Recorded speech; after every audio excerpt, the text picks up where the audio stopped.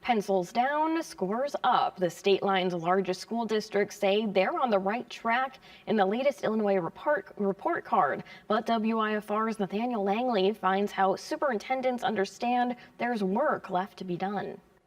Sydney, Daniel, what we can see from this mountain of data is Rockford and Belvidere schools approaching state expectations, especially with academic scores. But some stats show the area's largest districts playing catch up. In my superintendent contract, we prioritized a number of four-year goals. Rockford Public Schools' Dr. Aaron Jarrett says mission accomplished, mostly. All of our student groups have seen significant gains by race, so we're really proud of that. The latest Illinois report card shows RPS 205 reached a 77% graduation rate for students, up 11 points since 2022. The state average has only gone up a couple points, so that means that we have made up major ground on that, and so we're really proud of that. Superintendent Jarrett concedes there's room to grow the graduation rate for black students, which sits behind the district and state's average. Really, the way we have to get there is we have to make sure that all students are successful and that we have customized environments. The report also shows District 205 students are almost twice as likely to be chronically absent versus others in Illinois.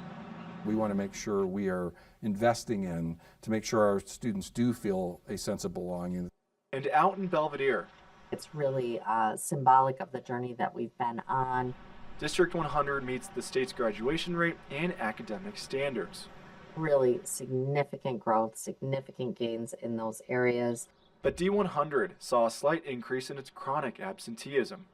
We want to really refocus around that. Nothing can happen if the students aren't here in school.